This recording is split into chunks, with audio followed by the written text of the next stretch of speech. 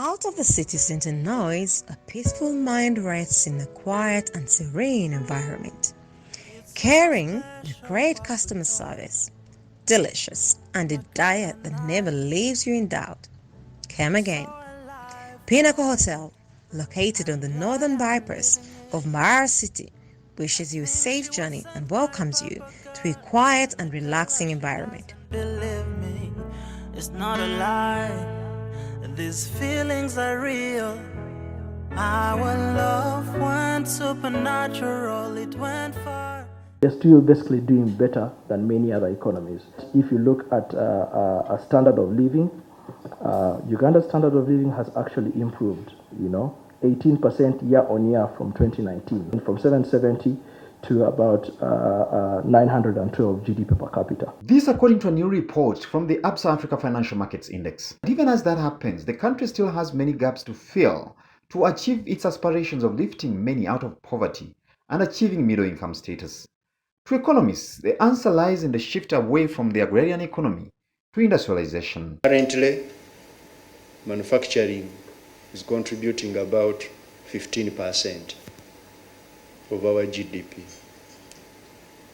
But that is very, very small. And when it comes to employment, it is less than 5%. You can't transform a country of peasant farmers and producers of food. Food has low income elasticity of demand. As people's incomes rise, they don't eat more food.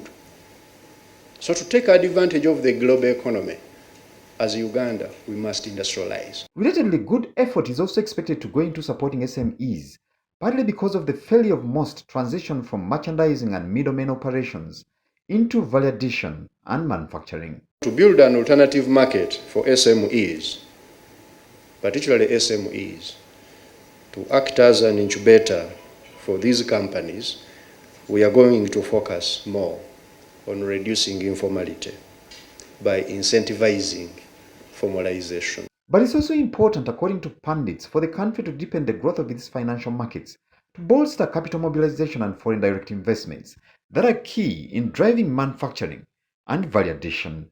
According to the Absa report, some progress has already been made. So Pillar 1 basically measures market depth, and Uganda came in at 8th position, one position up from the previous year. And why? What drove this? A couple of things. As you can see, the pillar basically measures product diversity, the size of the markets, liquidity, depth, and the primary dealership system. Over the last 1 year, a lot has changed. Significantly, though, for Uganda, we can see in measuring this pillar that we performed better on product diversity. Product diversity, I think also the PSST alluded to it. We saw an increase in the number of products. For example, on the bond offering, we introduced a 20-year bond. It was introduced last 2020, and that led to quite huge amounts of turnover on the secondary market. The report looks at critical elements that are important in improving the country's economic outlook.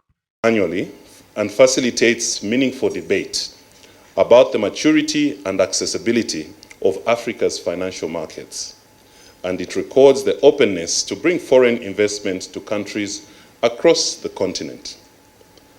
The report assesses progress and potential across 6 pillars, namely market depth, access to foreign exchange, market transparency, the capacity of local investors, macroeconomic opportunity, and the legality and enforceability of standard financial markets master agreements. As Uganda seeks to improve its economic fortunes, it's paramount that it pays special attention to both internal investors or the business community and external operators, the foreign direct investors.